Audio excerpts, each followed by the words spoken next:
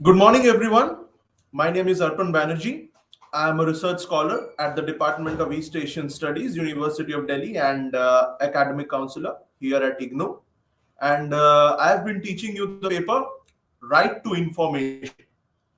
And the code of this paper is BPAE 141, Right to Information. So I've been teaching you this paper. I welcome you all to today's learning session. So let us begin. So far, if we look back at what we have done in this paper, we have so far done the block one. We have finished that, which was pertaining to the evolution of right to information, the concept of right to information, and also the achievements and limitations of this concept. So that we have covered so far in block one. Moving on, in block two, we have discussed in detail about the Right to Information Act of 2005. And as part of that, we have discussed the Right to Information rules, and also we have discussed the Central Information Commission and the State Information Commission. And in the block three, which we will be doing today, we will be doing the unit 6 of block 3. So we have so far finished the first 5 units in the 3 classes that we have had of this paper. So today we will be starting with the third block of this paper, which is regarding the implementation of this RTI Act of 2005 and what were the issues and challenges that were faced when this act was implemented. So as part of that, we will be discussing the 6th unit. We'll be starting with the 6th unit, which is pertaining to administrative efficiency, transparency and accountability through the RTI Act of 2005. And we'll be discussing the issues and challenges that this act has faced in its implementation process. Afterwards, in the next unit, that is the 7th unit, we'll be discussing the role of the central and the state information commissions, as well as the public authorities, and what are the expectation and constraints that are there. So that we will be discussing. So let us begin with the 6th unit of our paper, which is of the 3rd block, and it is pertaining to the administrative efficiency, transparency and accountability through the RTI Act of 2005, and what were the issues and challenges that were faced in its implementation. So let us begin. So as we all know, as we have already discussed, that the RTI, it is a path-breaking legislation, and it signaled the march from darkness of secrecy to dawn of transparency. So a new era of transparency, that is what this RTI Act it led to. And this RTI Act, it is a key to strengthening participatory democracy and also governance. So we'll be discussing the governance aspect here. So if we talk about governance, now what is governance? So governance is basically an action or manner of governing which promotes fairness, transparency, and accountability in the functioning of a government or a department or organization. So it's basically an action or manner of governing which promotes fairness, transparency, and accountability. So these 3 things are very, very important, and these 3 things, they form the bedrock of this concept of right to information. That is fairness, transparency, and accountability. So these are the 3 things that have to be ensured if we want effective governance. So governance, it contributes in a process whereby societies or organizations, they make important decisions, and they also determine whom they involve in that process of decision making, and how they render accountability from those people. So the process of decision making is a very important aspect of governance. And who are those people who are going to make these decisions? That is also a very important thing that needs to be determined. And those people who are entrusted with this responsibility or with this duty of making decisions for the society or for the state or for some organization, those people, they need to be accountable, and those who have appointed them, they have the right to seek their accountability, the accountability of those decision makers. So that is a very important aspect of governance. We have to keep that in mind. So governance, it is the evolution by which authority is conferred on rulers, and by this authority which is which is conferred on rulers, using this authority, these rulers, they make the rules, and by which those rules are enforced and modified. So this entire process is under governance.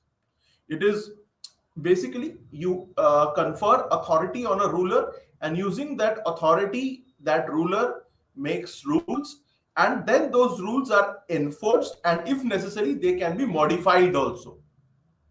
So this entire process of conferring authority, making rule, enforcing them, and then modifying them, this entire process is called governance. That we have to keep in mind. It is a very long and a very broad thing. This concept of governance is a very broad concept and very all-encompassing, ubiquitous concept. So, in order to understand governance, we need to identify the rulers. Who are the ones who have the authority that needs to be ascertained? And also the rules as well. Not only the rulers we have to identify, but also we have to identify the rules as well as the various processes by which these rulers are selected and defined, and by which these rulers are linked together also, not only with each other but with the society as well. That these things are very crucial, and we need to identify them if we want to understand governance. And when this governance term, when it is preceded by the word good, when we use the word good governance, which is right now a very popular concept of good governance. So when we put the word good before governance, we attach certain value assumptions to this concept of governance. And what are those values? They are efficiency, accountability, transparency, participation of the people. RTI is a very landmark act regarding that. Transparency, right? Seeking accountability from the rulers. We have already discussed it. Rule of law, and also justice, as well as control of corruption. So these are the things which are essential components of the concept of good governance. And good governance, it implies service to the people. And the government's task is to govern in a way that optimizes the security and welfare of citizens. That is the duty of the government. And majority of the donor organizations that are there, they agree that the term good governance, it should include increased public accountability and transparency, and also respect for the strengthening of rule of law, which we have already discussed, and anti-corruption measures. And good governance also includes democratization. So all these things that we are discussing today related to good governance, they are all essential part of this entire concept of right to information. All these things, they form the bedrock behind this concept. And to ensure all these things that we have been discussing, efficiency, accountability, public accountability, transparency, democratization, upholding rule of law, curbing corruption, for all these things, and also decentralization, decentralizing governance from top down to bottom up, right? To ensure all these things, and also increasing civil society participation in development, and also increasing respect for human rights and for the environment as well. to do all these things, this RTI Act was brought in. So, by this we can understand how important this act is. It was a watershed moment in the history of democratic India, and it was a landmark legislation that we have already discussed. So, again, if we talk about good governance, it comprises of the existence of effective mechanisms, processes, and institutions through which the citizens and groups they articulate their interests, they exercise their legal rights, and also they meet their obligations and mediate their differences. So good governance is a very broad process, and it includes certain effective mechanisms, processes, and institutions. And through these mechanisms, the citizens or groups of citizens, they not only articulate their interests, but they also exercise their legal rights as well, and also meet their obligations as well. And whatever differences they have, they mediate that also through good governance. So again, as we have already discussed, that accountability, transparency, rule of law, and citizens' participation, they are the bedrock of good governance. As we all know, accountability is a very important concept, and we have been discussing this in today's class. So, what does it mean? It means holding individuals and organizations responsible for their performance as objectively as possible. So, individuals and organizations who are at the helm of decision making, they should be held accountable for their performance, and that performance should be measured objectively. Also, it is an obligation of the persons who are in power to explain publicly how well they are fulfilling the responsibilities that have been vested in them. And because those responsibilities are very crucial responsibilities, because they affect the public in their day-to-day life, so definitely those people, they owe answers, and they need to explain how well they are fulfilling those responsibilities. Because in order to ensure accountability, in order to ensure good governance, the actions of these power wielders, those who wield the powers, those actions, they are required to be citizen friendly. Those actions of the decision makers or power builders, they should not only be citizen friendly, but they should also be just, fair, responsive, effective, as well as ethical, reasonable. And they should be for the progress of the society. They should not take the society backwards, rather they should take the society forwards. So that is why the actions of the decision makers and the power wielders in a society or in a government, they need to be citizen friendly. They shouldn't antagonize the citizen. And they also need to be based on the principle of rule of law. That is, they need to be just and fair. And also they need to be responsive as well. By responsive, we mean that if there are any, you can say, discrepancies in these actions, then the power wielders should immediately acknowledge them, those discrepancies, and they should necessary modifications, necessary rectifications, I should rather say. So, and also these actions, they need to be ethical and reasonable as well. Moving on, the concept of public accountability, it applies equally to all levels of government, and not only to the levels of government, but to the systems and subsystems of government as well. So, accountability, it requires the authority to explain the intention and also the performance standards and the results of the actions that were taken.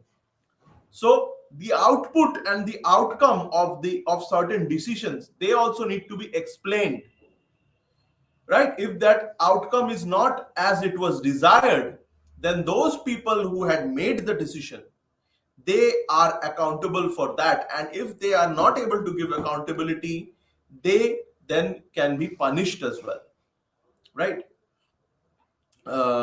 So the need of accountability, it stems from the ideal that the institutions of public governance, they are the repositories of public power, and public power in turn, it is based on the trust or faith of the people.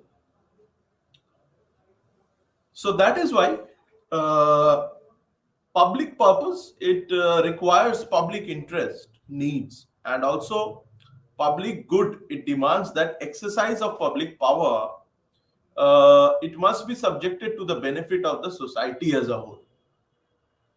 So the entire society should be benefiting from the exercise of public power, not only one individual or one specific group. If that happens, then we can say that that is not in the public interest. And another argument that is put forward for enhancing accountability in the public domain, another very powerful argument is that power without liability of accountability is nothing else but tyranny. So if you have power but you do not have any accountability, then you will become a tyrant. So it may also be added that public power is always linked with responsibility. All right, and power without responsibility, it is against the norms of democracy, and also it is against the ideal of rule of law also.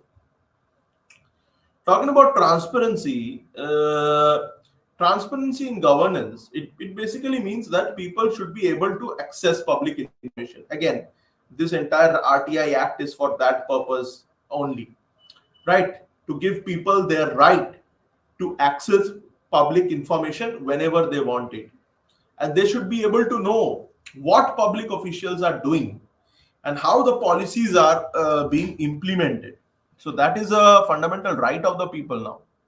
And citizens, they demand greater transparency from the governments, and require information on who and how these decisions are being made, who are making these decisions and how they are being made. And other aspects of transparency in the public service, they require clarity as well. So that means there is integration with other decisions also, and it is logical as well as rational, accountable, truthful, accurate, and open. So if citizens, they have a problem in getting information and in grievance redressal, then they can expect that there should be an effective and efficient complaint redressal channel as well, which is there in RTI. And again, as we know that greater transparency, it also helps in upholding the integrity in the public sector, because integrity itself is a part of our preamble. It was inserted. So in the public sector, greater transparency, it helps to uphold integrity by reducing the risk of corruption, mismanagement, and also all the departments and public bodies, they should have computerized information counters, so that information and assistance is available to the public on various essential services. So talking about rule of law, the rule of law, it primarily means that everything must be done according to law, and applied to the powers of government. This requires that every government authority that does some act which would otherwise be wrong or which infringes a man's liberty must be able to justify its action as authorized by law. And in nearly every case, this will mean that authority, this will mean that it is authorized directly or indirectly by legal provisions. So rule of law is a very important concept. However, we have seen that the rule of law, it demands something more as well. Now, what is it? So since otherwise it would be satisfied by giving the government unrestricted discretionary powers, so that everything they did was within the law only. Now, the secondary meaning of rule of law, therefore, is that government should be conducted within a framework. So there should be a framework within which the government should be conducted. And that framework should be based on recognized rules and principles. And these recognized rules and principles, they should restrict discretionary power. So that is a very important thing. Now, an essential part of the rule of law concept is that it is a system of rules for preventing the abuse of discretionary powers.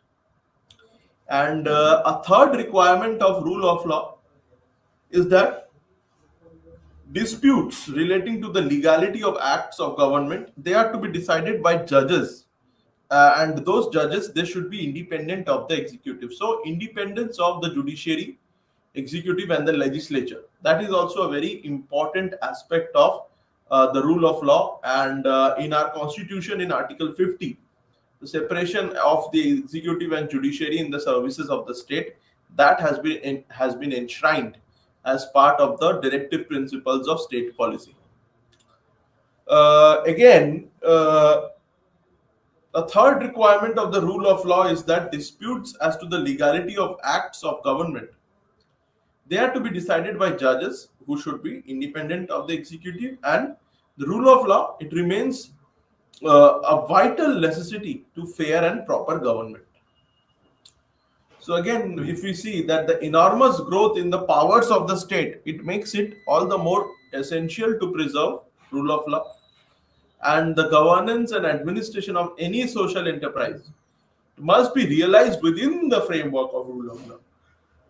So this precept, it establishes the obligation of the individuals and also the collective obedience to the system of public rules that define the legal limits of what can and cannot be done.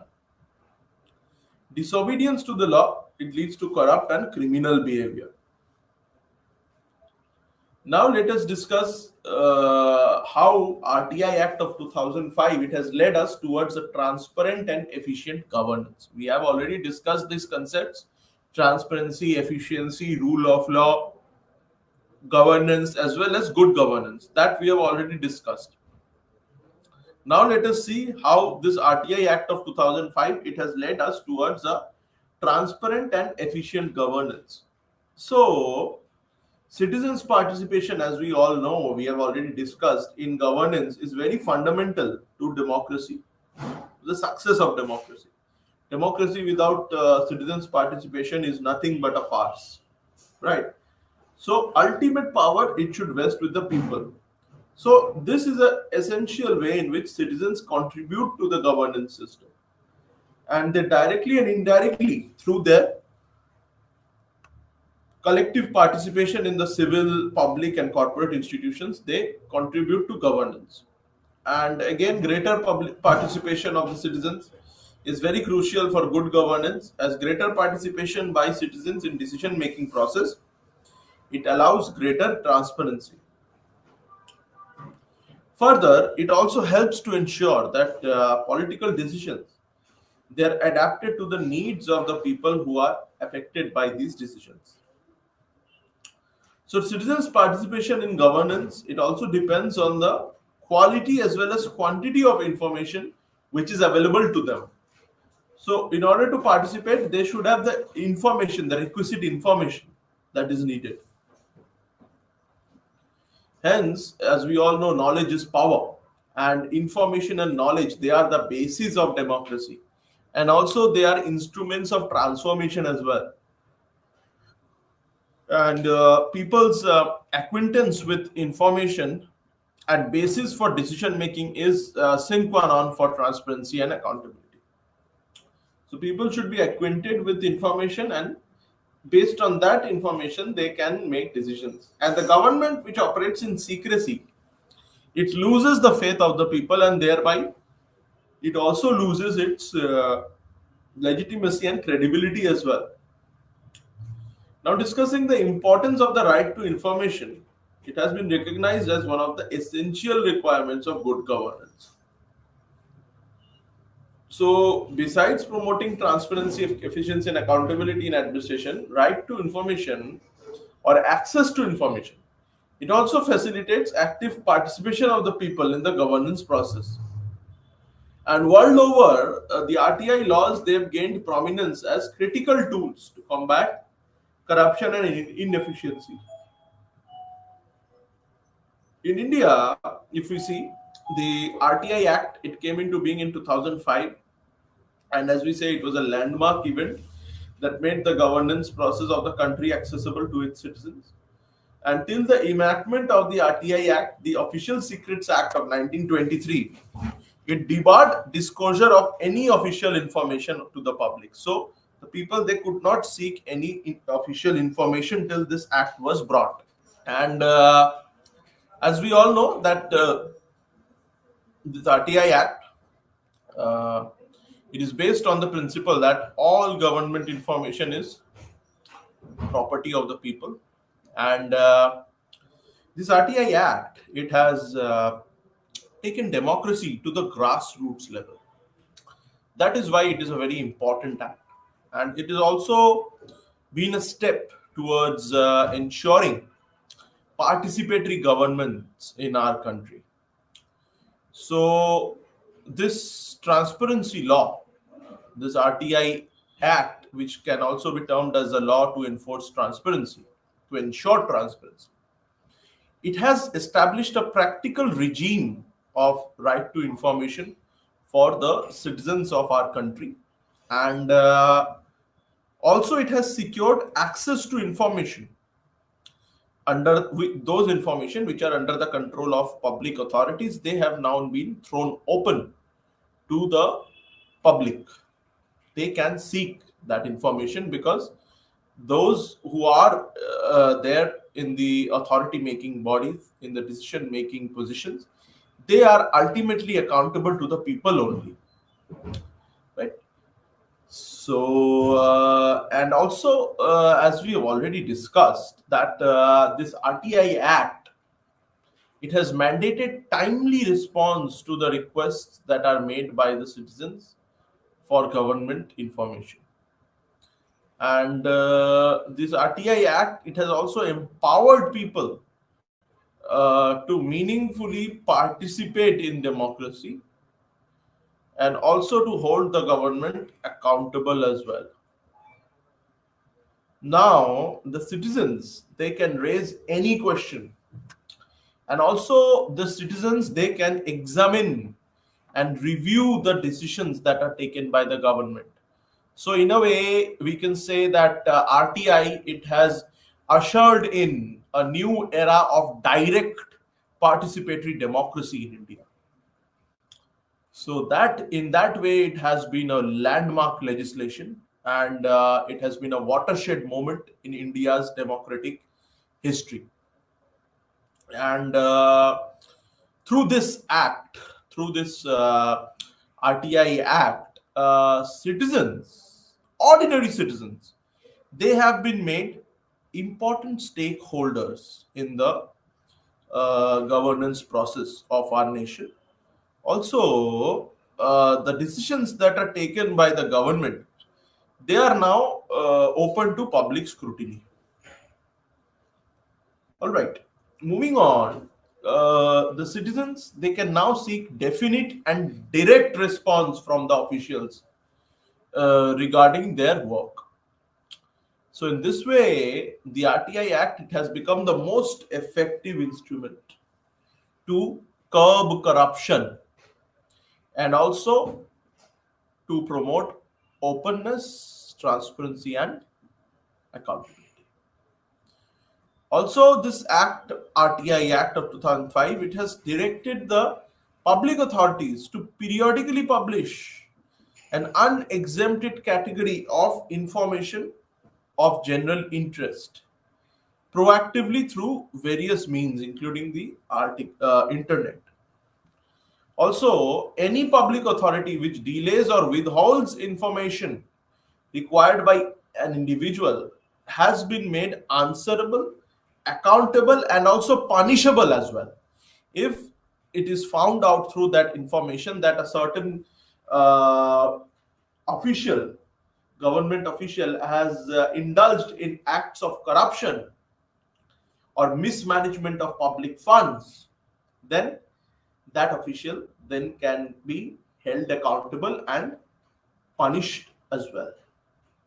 So in this way, corruption, it has been checked to a large extent by this RTI Act. And also the emphasis, it has now shifted from secrecy to openness. So from secrecy to openness, from the era of secrecy which was there under the Official Secrets Act of 1923 enacted by the Britishers, to an era of openness which was ushered in 2005 by the implementation of the RTI Act. So from darkness to light, from secrecy to openness, that is where this RTI Act has led us. And government, it has been turned into a government of the people in the real sense. So Abraham Lincoln said that in his Gettysburg Address, when Abraham Lincoln gave his Gettysburg speech in the 1860s, he said that government should be for the people, of the people, and by the people. So this RTI Act, it has in a way fulfilled these words of Abraham Lincoln, former US president, that government has now become for the people, of the people, and of course by the people, in a real sense, not only in words but in a real sense. So in this way, the RTI legislation, RTI Act of 2005, it has proved to be a landmark legislation. Now if we see, according to a study that was conducted, the general perception of the people is that access to information, it has actually helped as much as 77% of individuals to think that the ability to access government information, it could be helpful in one way or another, and 58% people felt that access to information held by the government was very helpful and it could help in solving individual problems and also find out about their rights. So people can now find out about their rights vis-a-vis the government. And also grievance redressal has become much easier, and official documents and certificates can now be obtained easily.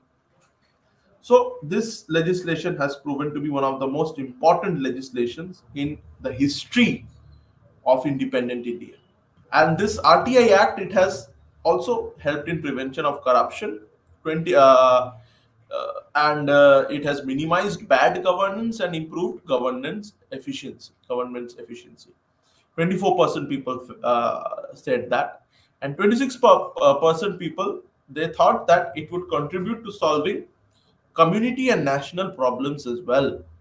And in fact, this RTI Act, it has promoted transparency at all levels. And a study that was conducted by these two NGOs, RAG and Samya, in 2014, they also highlighted that one major constraint that was being faced by public information officers in providing information in a timely manner is that the poor state of record management in most public authorities. So record management is in a very shambolic state in most of the public authorities. So that is why this has proven to be a constraint. This has proven to be a hindrance in the path of the public information officers who seek to provide information in a timely manner, which is their duty, of course. And there has been a case also regarding this, a Supreme Court judgment as well. That was the Paramveer Singh versus Punjab University of 2006. So in this, the commission, it held that every public authority, particularly after the implementation of the RTI Act, it must take all measures in pursuance of the Section 4, Clause 1, Subclause A. And they should implement efficient record management so that there are no hindrances in the path of the public relations officers. So this the record management system that should be made more efficient, so that the requests for information that can be dealt with promptly and accurately. And in this Paramveer Singh versus Punjab University case, the appellant had applied for information regarding the merit list for selection of candidates to a particular post in the university. However, no proper information was supplied to him due to the negligence of the university's public information officer in identifying and connecting proper information. So as a result, the applicant was given misleading information in this case.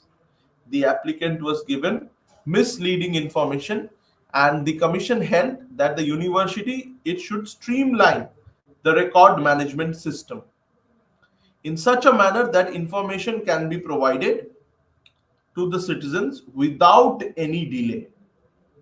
So that is what was held.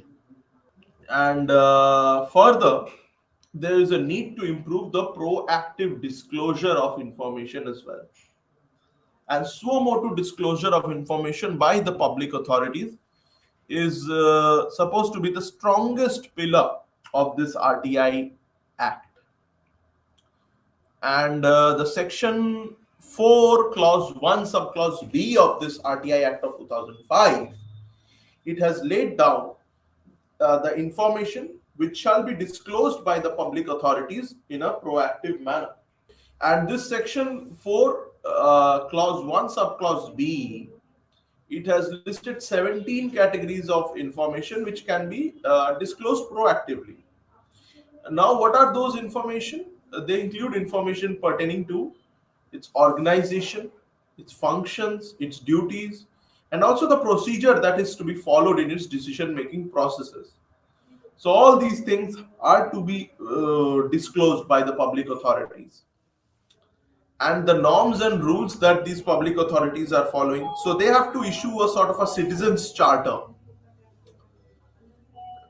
And they also need to issue the statement of categories of documents as well that are held by them.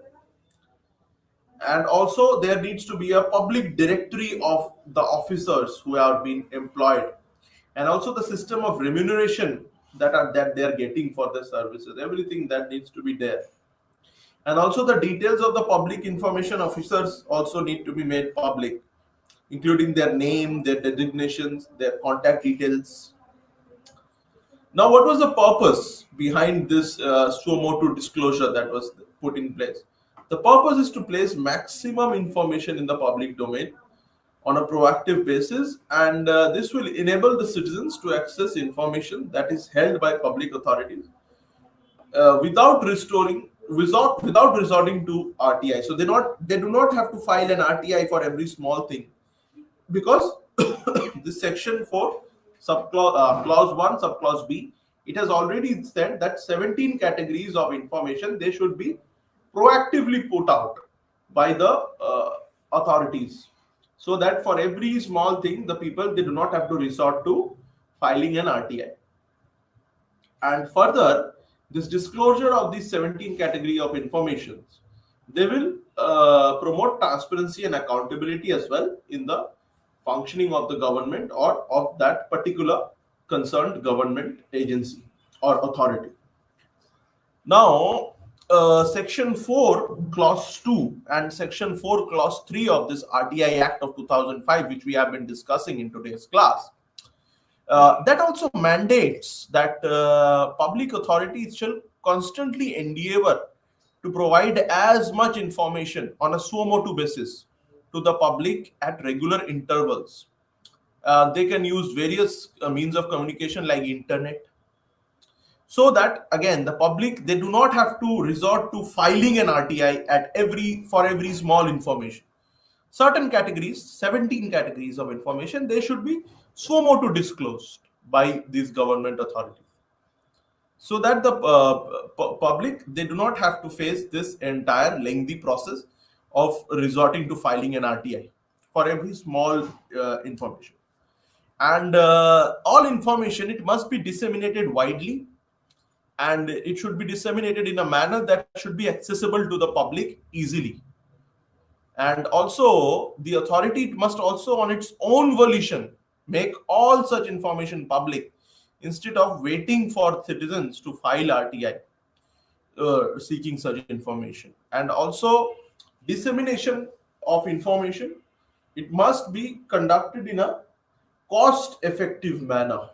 And again, low level of public awareness. RTI is a tool that is meant to be used by the public to hold the government responsible for their actions and inactions that we've already discussed.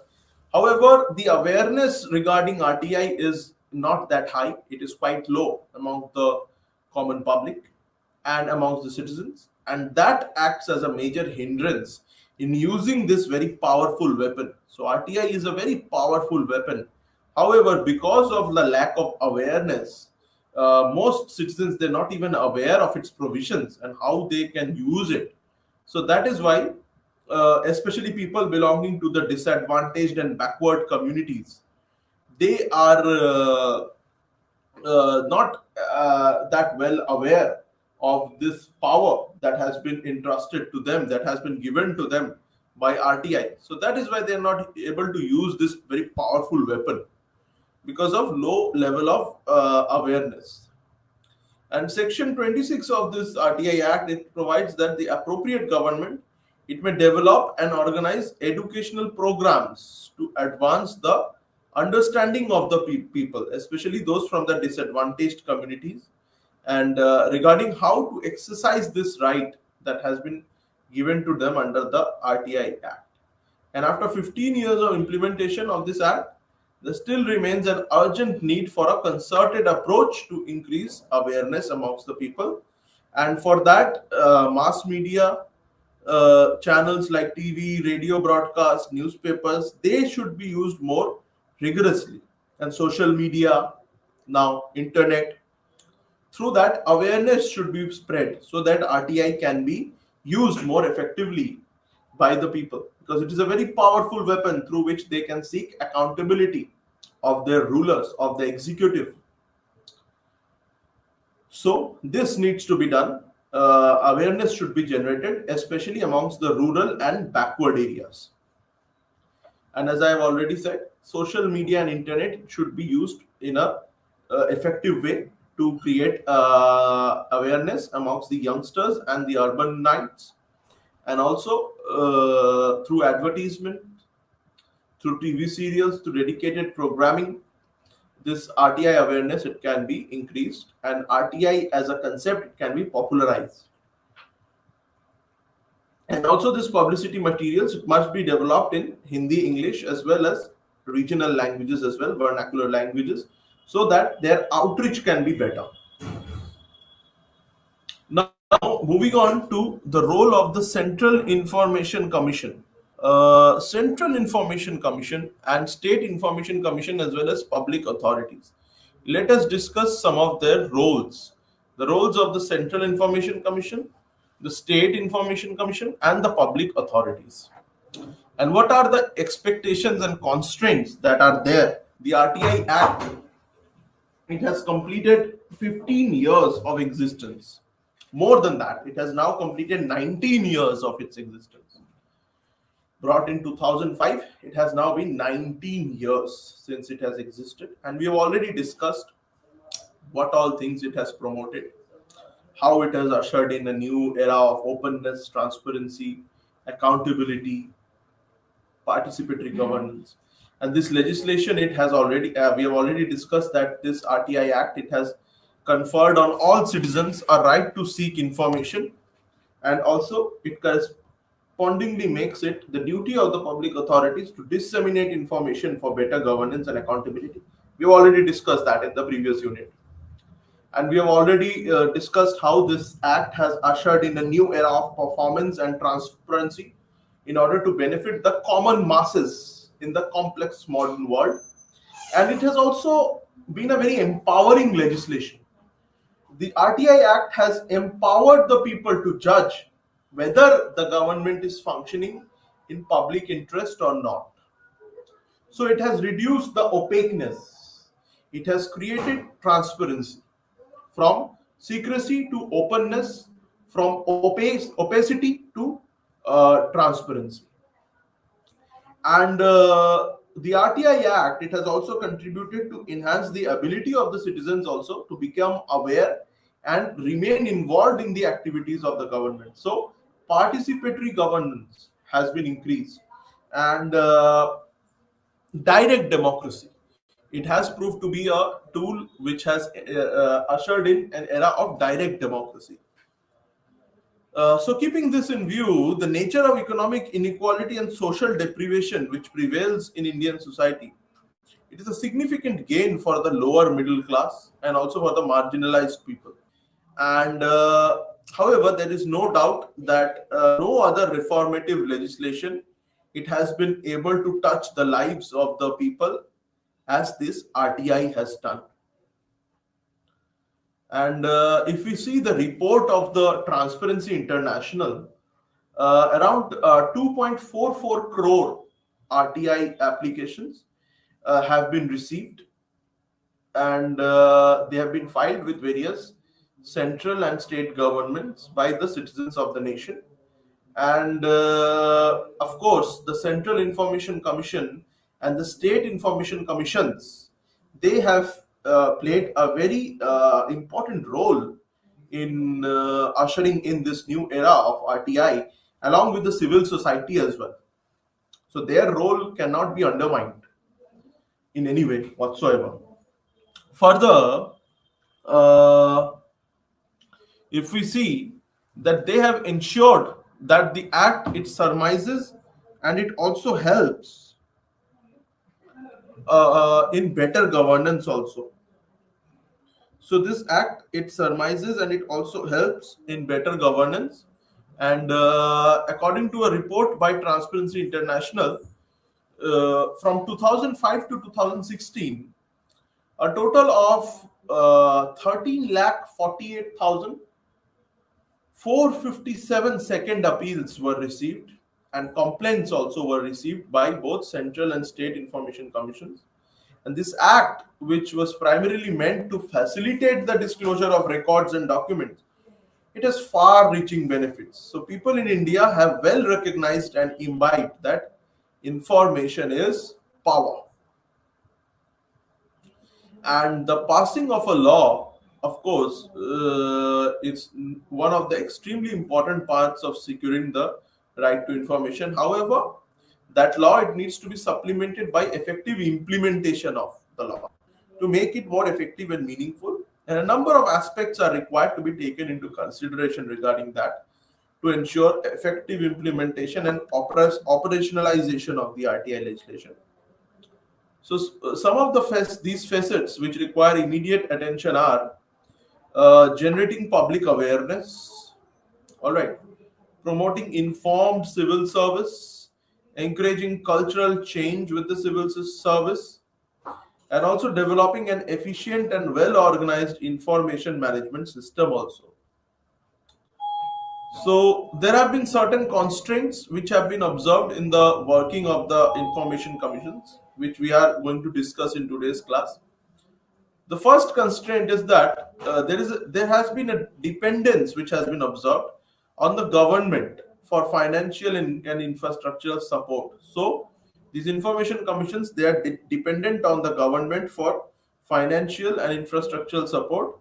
And this act, it has created the information commissions as independent authorities, and they are not supposed to be dependent on the government, because they have been created as, this act has enshrined that they are supposed to be independent authorities. And this act has clearly defined their responsibilities, RTI Act of 2005. However, on the ground level, these information commissions are not at all independent, and they are dependent on the government for funds, infrastructure, and functionaries. And as a consequence of that, currently the Information Commission is as effective as the support that is provided by the appropriate government. And now let us see another constraint is regarding the background of the commissioners. Those who are appointed information commissioners, there is an issue with their background as well. So since this RTI law, it came into effect, the information commissions across the country have been headed overwhelmingly by the retired civil servants. And most of these civil servants, they were members of the Indian Administrative Service. So this is according to a report by the RTI Assessment and Advocacy Group. And it appears that the governments increasingly, they prefer the retired civil servants only over any other candidates, over candidates with other specializations. And also, there has been a constraint regarding increasing vacancies in information commissions. So there is a large pendency of appeals and also complaints that are there in many commissions across the country, resulting in an inordinate delay in the disposal of cases. And the main cause of such pendency is the failure of the central and state governments to take timely action to appoint information commissioners. And according to another recent report issued by the Transparency International in 2020 called the State Transparency Report, on October 2020, 38 out of 160 posts of Chief Information Commissioner and Information Commissioners, they are lying vacant. So this issue of vacancy is a very important, is a very significant hindrance in the path of the state and central information commission. As per the state transparency report of 2019, which was published in October 2019, 24 out of 155 posts were vacant. And in Meghalaya, the State Information Commission, it is only a single member commission. There is only one member in that. So these issues are there. And in 5 states, the state information commissioners are only 2-member commissions. In 5 states, there are only 2-member commissions. In Meghalaya, there is a single-member commission. And in 6 states, the information commissions are 3-member commissions. So, of course, we can see there is a shortage of personnel. And 4 information commissions were headless, including the Chief Information Commission as well. So only 8 commissions, including the CIC, have women information commissioners. Of course, the participation of women should be more. However, we see that only 8 commissions, including the Chief Information Commission, they have women information commissioners, which is again a cause of concern. And a study on the functioning of these information commissions has found that 58% of these commissioners for whom background information was available were retired government officials. Again, retired government officials are being appointed as commissioners, and the Chief Information Commissioners from whom the data was obtained, it was found that 83% were retired government servants, which includes 64% retired IAS officers. And the gender composition also is extremely lopsided. So these are areas of concern, and since the passage of this RTI Act in 2005, only 10% of all information commissioners and less than 7% of chief information commissioners have been women. So women's participation has not been according as it should be. And that is a major cause of concern, that only 10% of all information commissioners and 7% of chief information commissioners have been women. So that needs to be addressed.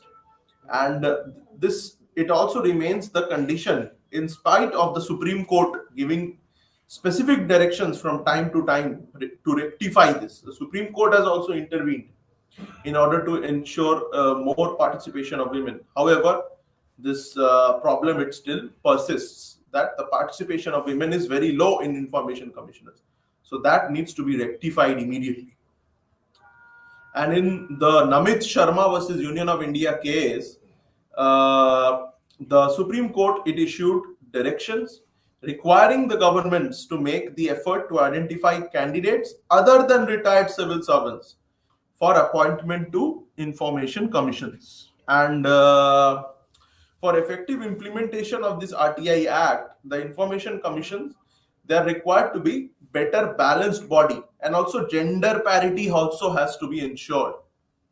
And there needs to be a mix of professionals also from various fields. Not only civil servants, but legal professionals are also supposed to be there. Social activists, academicians, journalists, and other professionals should also be made part of the information commissioners of the information commissions in order to implement this RTI Act in a better way. And finally, if you see, there is a high pendency of cases as well, and there is a delay in providing information also. That is, of course, has been one of the major constraints, one of the major hindrances in the path of the working of these Chief Information Commission and the State Information Commissions. So there are huge and growing delays in the disposal of cases in many of the information commissions, and every month this pendency of cases is growing, and there is a massive backlog in the disposal of appeals and complaints also in information commissions, and this has denied the people their fundamental right to information, and citizens are having to wait excessively for long periods of time to have their appeals and complaints heard, which is again a major concern. And a study has indicated that at the state level, it often takes over 1 year to get a hearing at the information commissions. And a study conducted in 2019, it is indicated that on March 31, 2019, as much as 218,347 appeals and complaints were pending in 26 information commissions. And the most number of appeals were pending in Uttar Pradesh, 52,326, followed by Maharashtra, 45,796. So these are some of the concern, and also the disclosure of information on the website, that also needs to be done, which has not been done by all the bodies. And information the websites are not updated, and hence many times they are misleading as well. So these information commissions are not following the requirements of the Section 4 of the RTI Act. They're not updating their websites. And there is a low proportion of imposing penalties also by the information commissions. So it has been observed that there is laxity in terms of exercising their powers. These information commissions are showing laxity in terms of exercising their powers in order to ensure proper implementation of the RTI Act. So the power to impose penalty, which has been granted to these commissions under Section 20, that is not being used. So these are some of the concerns that we have discussed in today's class. And so in today's class, we have done 2 units of Section 6. We have done the role of the Central Information Commission and State Information Commission, the expectation and constraints. And before that, we have done the 6th unit also today. So we are done with 7 units. The 6th unit was regarding the administrative efficiency, transparency, and accountability through the RTI Act. We will continue with the 8th unit in the next class. So that is it for today's class. Thank you so much for joining today's class.